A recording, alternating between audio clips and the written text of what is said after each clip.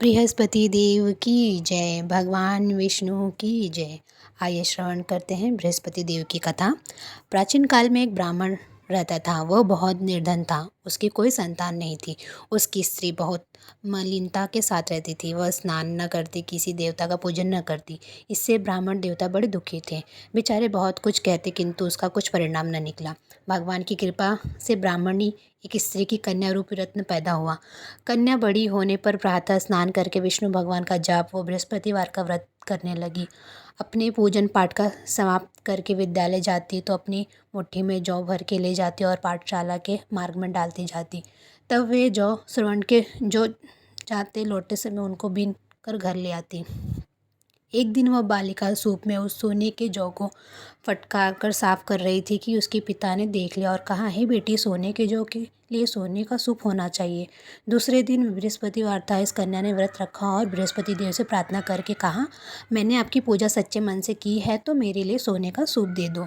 बृहस्पति देव ने उसकी प्रार्थना स्वीकार कर ली। रोजाना की तरह वह कन्या जौ फैलाते हुए जाने लगी। जब लौटकर जौ बिन रही थी तो बृहस्पति देव की कृपा से सोने का सूप मिला।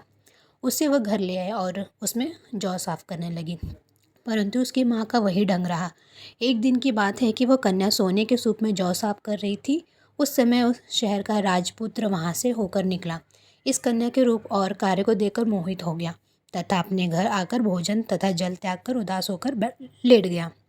राजा को इस बात का पता लगा तो अपने प्रधानमंत्री के साथ उसके पास गए और बोले, हे बेटा, तुम्हें किस बात का कष्ट है? किसी ने अपमान किया अथवा और कारण हो सो कहो, मैं वही कार्य करूँगा जिससे तुम्हें प्रसन्नता हो। अपने पिता की राजकुमार ने बातें सुनी तो बोला, मुझे आपकी कृपा से किसी बात का दुख नहीं है।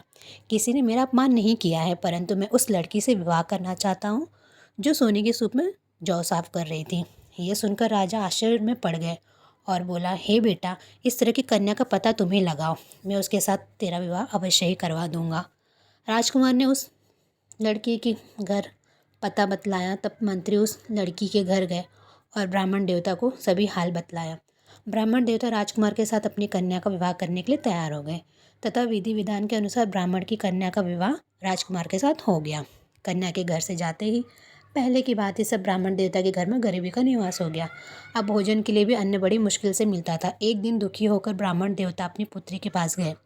बेटी ने पिता की दुखी अवस्था को देखा और अपनी माँ का हाल पूछा। तब ब्राह्मण ने सभी हाल कहा। कन्या ने बहुत सा धन देकर अपने पिता को विदा कर दिया। इस तरह ब्राह्मण का कुछ समय सुखपूर्वक व्यतीत हुआ। कुछ दिन बाद फिर वही हाल हो गया। ब्राह्मण फिर अपने कन्या के यहाँ गया और सारा हाल कहा तो लड़की बोली, हे पिताजी, आप माता जी को यहाँ लिया लाओ, मैं उसे विधि बता दूंगी जिससे गरीबी दूर हो जाए।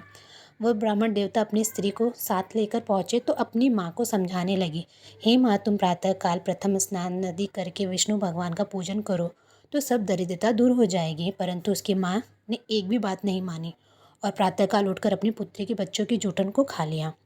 इससे उसकी पुत्री को भी बहुत गुस्सा आया और एक रात वो कोठरी से सभी सामान निकाल दिया और अपनी माँ को उसमें बंद कर दिया। प्रातःकाल उसे निकाला तथा स्नान आदि करा के पाठ करवाया तो उसकी माँ की बुद्धि ठीक हो गई और फिर प्रत्येक बृहस्पतिवार को व्रत रखने लगी।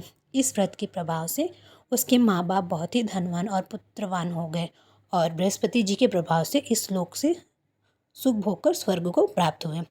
बोलो विष्णु भगवान की जय। बृहस्पति देव की जय।